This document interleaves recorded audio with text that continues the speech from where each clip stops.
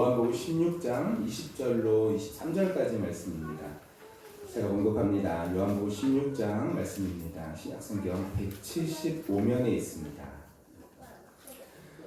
내가 진실로 진실로 너희에게 이르노니 너희는 곡하고 애통하겠으나 세상은 기뻐하리라. 너희는 근심하겠으나 너희 근심이 도리어 기쁨이 되리라. 여자가 해산하게 되면 그때가 이르렀으므로 근심하나 아기를 낳으면 세상에 사람 난 기쁨으로 말미암아 그 고통을 다시 기억하지 않으니라. 지금은 너희가 근심하나 내가 다시 너희를 보리니 너희 마음이 기쁠 것이요 너희 기쁨을 빼앗을 자가 없으리라. 그날에는 너희가 아무것도 내게 묻지 아니하리라. 내가 진실로 진실로 너희에게 이르노니 너희가 무엇이든지 아버지께 구하는 것을 내 이름으로 주시리라. 아멘. 우리 자리에 앉도록 하겠습니다. 여러분, 하나님의 은혜와 평화가 예배 자리에 함께한 우리 가운데 임하게 되기를 예수님의 이름으로 간절히 축원합니다. 환난 가운데도 우리를 위로하시고 넘어진 자리를 딛고 일어나 다시 용기를 주시는 주님이 우리에게 이와 같은 은혜를 허락해 주실 줄 믿습니다. 여러분, 감기 조심하세요. 요즘 감기가 정말 유행이죠. 우리 교회 지금 교회 학교 애들이 전멸입니다.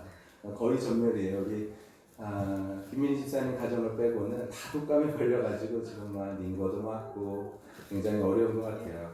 감기 조심하시길 바랍니다. 계절이 그 가을의 문턱을 넘어서니까 아침 저녁으로 굉장히 쌀쌀한 것 같아요. 생기가 돌았던 분풍, 봄의 풍경들, 여름의 풍경들은 이제 점차 사라지고 긴 겨울을 준비할 때가 된 것 같습니다.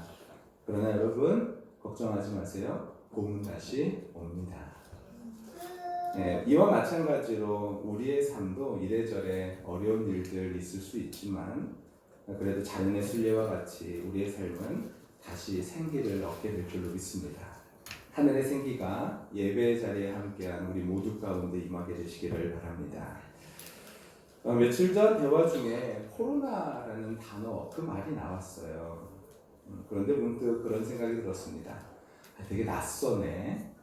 왜 이렇게 그 코로나라는 단어가 낯설었는지 모르겠어요. 지겹도록 들었던 단어가 이제는 조금 낯설어진 것 같습니다. 격리, 백신, 후유증, 굉장히 많은 단어들을 남겼잖아요. 그런데 벌써 멀리 떠나버린 것 같다는 생각이 들었습니다.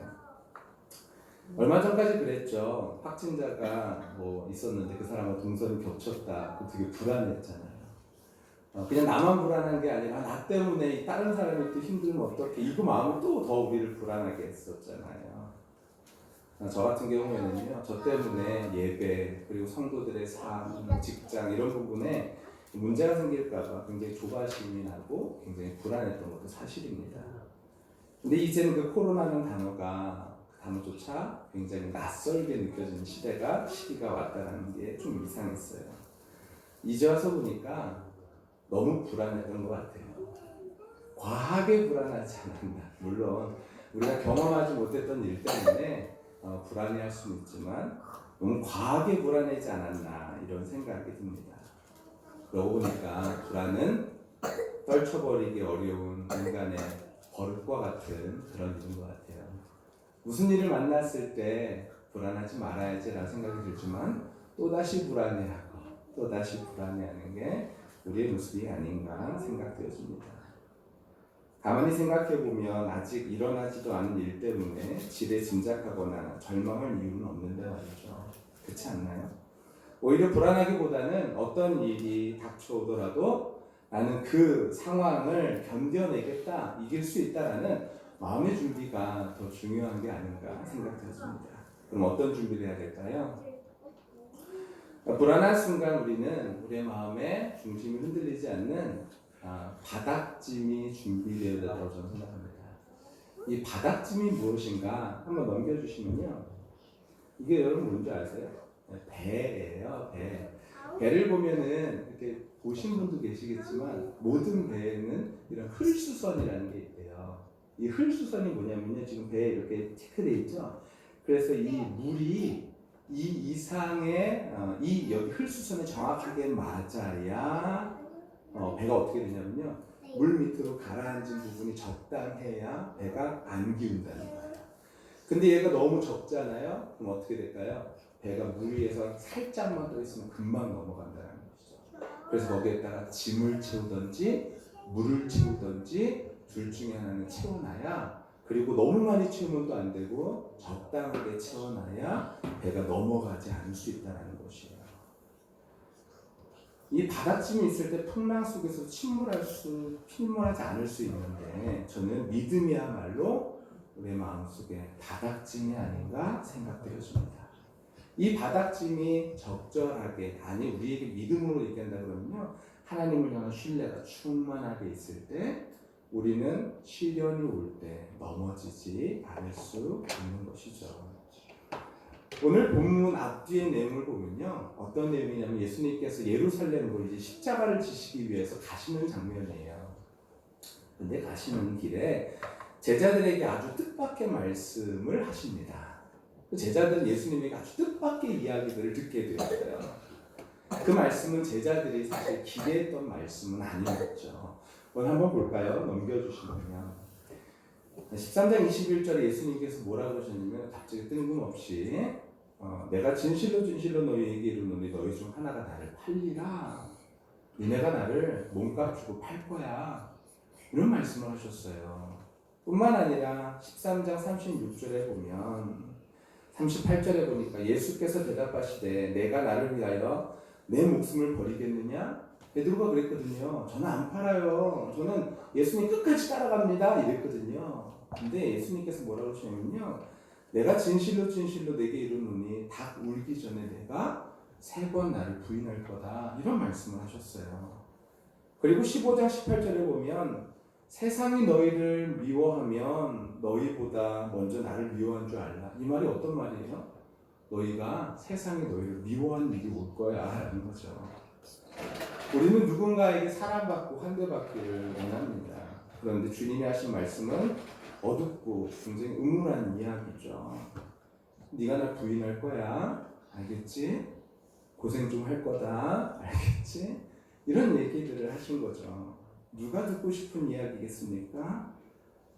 예수님의 말씀은요, 주님의 통치를 기다리며 그들의 삶을 다 드렸던 제자들에게 굉장히 암울하고 힘든 이야기가 될 수 있었다는 거예요. 그들이 아마 그러지 않았을까요? 예수님 왜 이렇게 우리를 불안하게 만드시지? 라고 말이죠. 급기야 이런 말씀도 하셨어요. 요한복음 16장 5절인데요. 지금 내가 나를 보내신 이에게로 가는데 이게 도대체 무슨 이야기인가 싶은 그런 이야기를, 그런 말씀을 하셨죠. 그리고 16장 16절에 조금 있으면 너희가 나를 보지 못하겠고 또 조금 있으면 나를 보리라 하시니 도대체 이게 무슨 말씀인가, 어느 것 하나 이해하기 어려운 말씀을 하셨습니다. 이해할 수도 받아들이고 싶지도 않은 그런 말씀들을 예수님께서는 제자들에게 하셨던 것이죠. 평탄했던 제자의 길에서 머리 아프고 혼란스러운 일들이 일어난 것입니다. 예수님은 왜 이렇게 제자들의 마음을 흔드셨을까라는 거예요. 제자 중 누구 하나 예수님의 말씀을 제대로 이해하지 못합니다. 모두가 다 혼란 속에 빠지고 말이죠. 주님이 하신 말씀을 도저히 이해할 수 없었습니다. 왜냐하면 우리의 이해란 우리의 경험의 한계치까지입니다. 내가 경험하지 못했던 일들은요, 우리는 절대로 이해하지 못하죠. 그럼 두 가지, 하나는 그냥 수용하거나 아니면 밀어내거나. 우리가 경험하지 못하는 일들은요, 우리는 절대로 이해할 수 없습니다. 제자들은 아마 예수님이 말씀하셨으니까 그냥 그러려니 하고 수용했던 모양이에요. 이해하지 못했던 것이죠. 제자들이 이제 낯선 두려움 앞에 서 있습니다. 조금 있으면 제자들이 주님을 볼 수 없을 것이고 또 조금 있으면 볼 수 있을 것이라는 이 수수께끼 같은 말씀 때문에 혼란에 빠진 그들에게 주님은 또 수수께끼 같은 말씀을 연이어하십니다. 요한복음 16장 20절 오늘 말씀인데요. 같이 한번 읽어볼까요? 시작. 내가 진실로 진실로 너희에게 이르노니 너희는 곡하고 애통하겠으나 세상은 기뻐하리라. 너희는 근심하겠으나 너희 근심이 도리어 기쁨이 되리라. 우리는 예수님이 무슨 뜻으로 이 말씀하시는지 우리는 알죠. 결론을 다 알기 때문에 우리는 아는 거지만요. 이때 당시에 제자들은요, 부인한다는 얘기, 예수님 떠나신다는 얘기, 다시 만난다는 얘기, 제자들 애통한다는 얘기, 세상 기뻐한다는 얘기, 이 모든 얘기를 전혀 알지 못했다는 것이에요. 우리는 십자가 처형을 당하시지만 사흘 만에 부활하실 것을 알고 있기 때문에 우리는 이 말씀이 무슨 말씀인지 알지만요, 아직까지 경험하지 못한 제자들은요, 그 뜻을 알지 못하죠. 우리도 하나님의 뜻을 다 이해할 수 없다는 거예요. 우리도 경험의 한계에 항상 인간은 부딪힙니다. 인간의 역사 가운데서 경험을 뛰어넘는 이해를 할 수 있는 사람은 단 한 명도 없었다는 거예요. 다 자기가 가지고 있는 경험의 폭 안에서 이해할 수 있다는 것이죠. 우리도 우리에게 닥쳐지는 많은 일들, 우리가 이해하지 못한 일들도 엄청나게 많죠. 왜요? 우리의 경험의 한계에 있으니까. 그런데 주님은 말씀하십니다. 아까 우리 유정인 권사님 기도하셨는데 우리의 승리가 어디 있느냐? 믿음에 있다. 주님께서 우리를 사랑하신다는 그 믿음이요, 우리를 가장 좋은 길로, 합당한 길로, 분명한 이유를 가지고 하나님께서 인도하시겠다라는 그 마음의 확신이 있을 때 우리는 이 길을 걸어갈 수 있다는 것입니다. 머지않은 장래에 닥쳐올 예수님의 십자가 처형은 제자들의 마음을 찢어놓습니다. 두 가지 이유 때문에 찢어놨죠. 하나는요, 모든 삶을 다 버리고 예수님을 쫓았는데 이제 예수님이 죽는다 하시니까, 그러니까 모든 꿈이 다 사라진 것 같은 거죠. 예수님이 다스리시는, 하나님이 다스리시는 그 하나님의 나라의 꿈이 좌절되니까 제자들이 힘들 수 있었죠. 그래서 애통한다고 표현하신 것입니다. 또 하나의 이유는요, 제자들이 자신들의 한계를 경험했기 때문에 그들은 애통한다는 거예요. 자신들의 한계가 무엇입니까? 예수님이 나의 진짜 예수님, 주님 절대로 버리지 않겠습니다 라고 말했지만 그들은 버릴 수밖에 없는 사람이었다는 거예요. 이것을 철저하게 깨닫는 순간 이들은 애통해야 할 수 있습니다. 우리의 삶도 마찬가지인 것 같습니다. 우리의 삶도 하나님 앞에 애통할 수 있을 때 우리에게는 뭐가 올 수 있냐면 기쁨이 올 수 있다는 거예요. 주님 앞에 우리가 어떤 존재인지를 철저히 깨달을 때 우리는 기쁨에 참여할 수 있게 되어지는 것이죠. 주님은 말씀하십니다. 너희는 애통하겠지만 세상은 기뻐할 거다. 세상은 무엇입니까? 주님의 뜻, 하나님의 뜻을 거역하는 모든 질서를 뜻하는 게 이 세상이죠. 하나님을 거역하니까 그 모든 사람들이 자기네들의 삶의 모든 기득권들을 손두리째 흔드니까 예수님 십자가에 못 박지 않았습니까? 그들은 기뻐하고 축배를 들었겠죠. 하지만 제자들은 그 당시에 울고 애통하고 힘들어했겠죠. 하지만 주님께서는 다시 나타나셔서 그들 가운데 부활의 기쁨을 주시고 다시 한번 회복의 은혜를 허락해 주셨다는 거예요.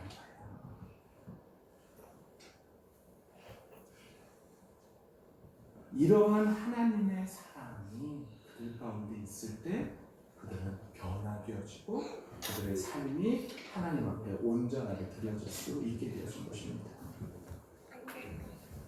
그들은 굉장히 어리석은 결정을 했었죠. 그들은 굉장히 어리석었습니다. 살아계신 하나님을 염두에 두지 않았기 때문에 예수님이 십자가에 못 박으셨죠. 우리는 분명히 압니다. 하나님의 어리석음이 인간의 지혜보다 낫다는 것, 하나님의 약함이 인간의 힘보다 강하다는 것 우리는 압니다. 그것이 진실로 우리의 삶에 실현되는 것이 무엇입니까? 십자가라는 거예요. 인간의 한계에 인간은 자기의 뜻대로 하려 하지만 하나님의 긍휼하심과 자비하심과 사랑하심이 우리를 끝까지 붙들고 계시다는 것이 바로 십자가가 아니겠습니까? 그래서 이 십자가를 통해 하나님의 그런 은혜와 긍휼이 흘러나가게 되었습니다. 시편 30장 11절에 보니까 이렇게 기록되어 있어요. 주께서 나의 슬픔이 변하여 내게 춤이 되게 하시며 나의 베옷을 벗기고 기쁨으로 띠띠우셨습니다. 이 놀라운 변화야말로 하나님의 역사입니다. 하나님의 눈물의 골짜기에서 샘물이 솟아나게 하신 분이시고 우리가 입고 있던 슬픔의 상복을 벗기시고 기쁨의 옷을 하나님께서는 입히시는 분이시다는 거예요. 여러분, 지금의 고난의 시간을 견디고 있는 분들은 이런 변화가 실감 나는지는 모르겠지만 우리가 하나님의 뜻에 확고히 서 있다면 근심이 변하여 기쁨이 될 것을 분명히 보시게 될 줄로 믿습니다. 이것이 바로 기적 중의 기적인 것이죠. 우리의 삶에 하나님께서 놀라우신 하나님의 능력으로 하나님의 살아계심을 보게 될 것이다라는 거예요. 주님은 이러한 변화를 설명하기 위해서 해산의 고통에 대한 이야기를 하십니다. 아기를 낳기 전에는 진통 때문에 두렵지만 아기를 낳은 후에는 그 다음엔 얼마나 기쁘냐라는 거예요.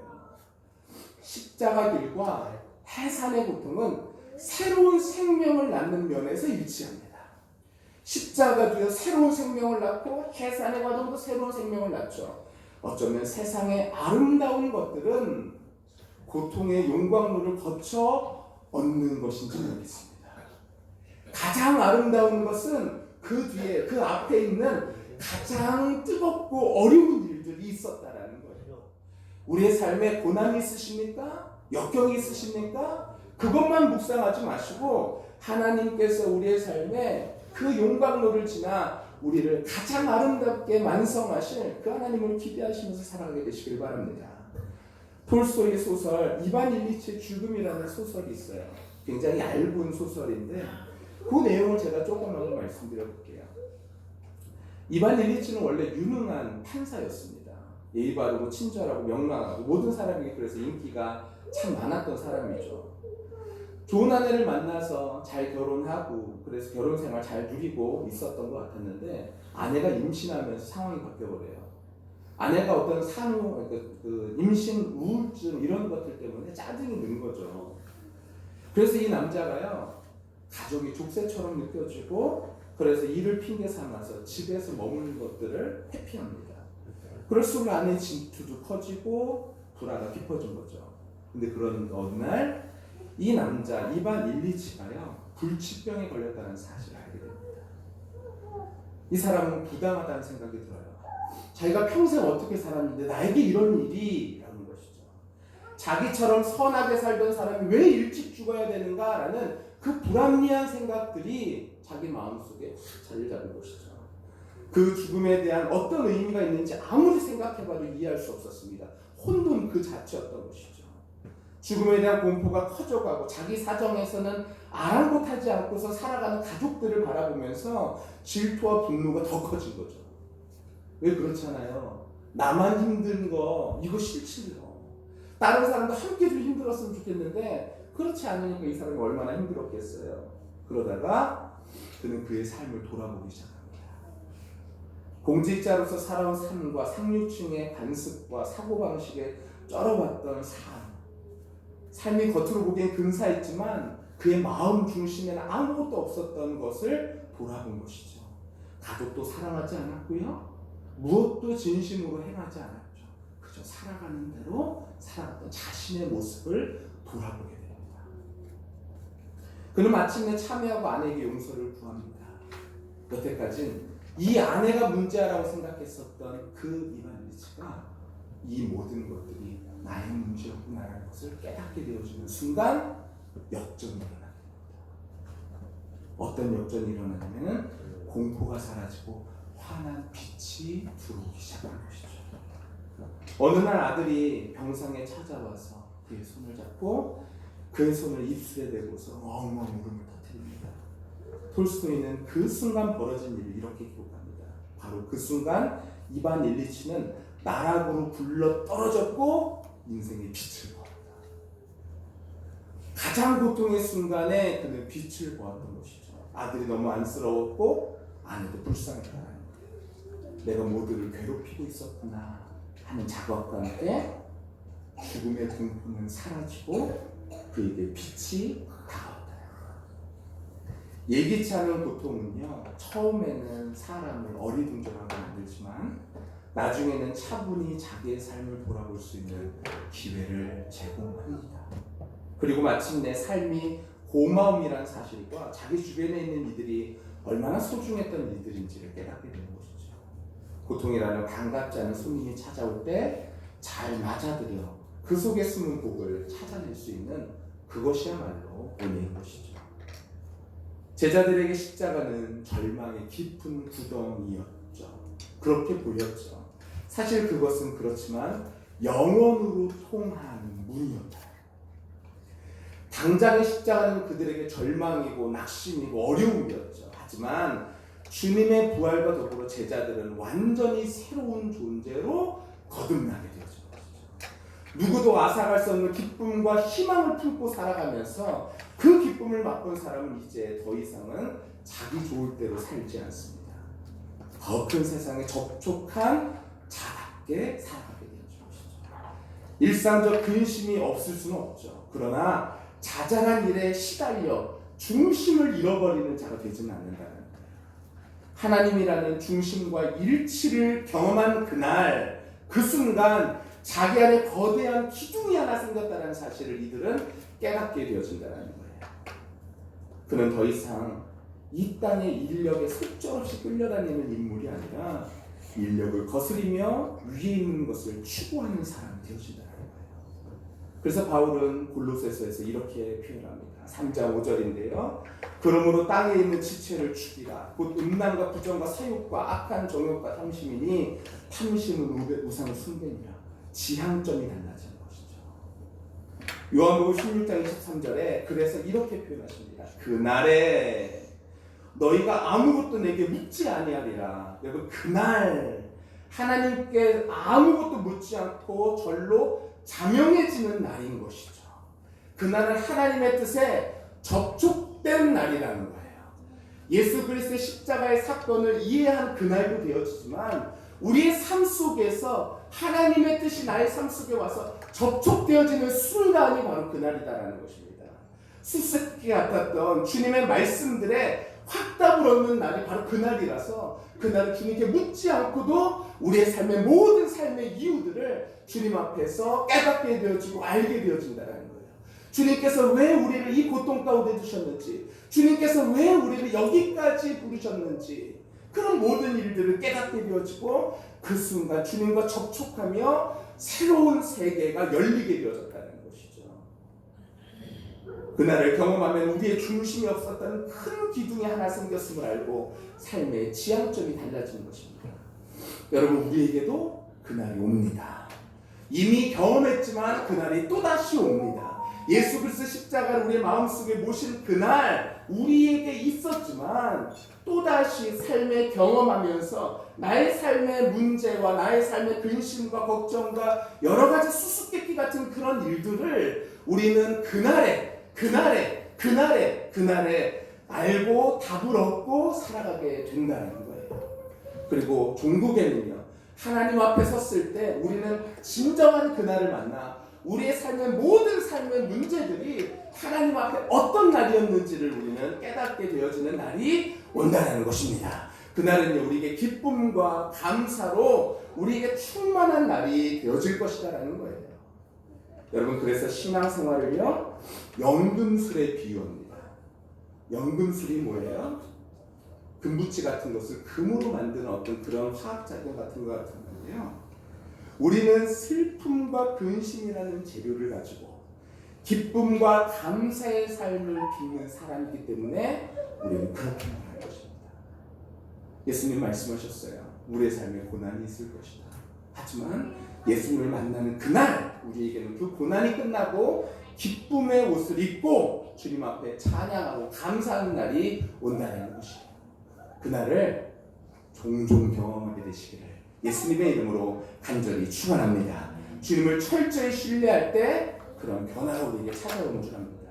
우리의 삶의 든든한 소망 위에, 우리의 삶이 든든한 소망 위에 세워지게 되시기를 간절히 축원합니다.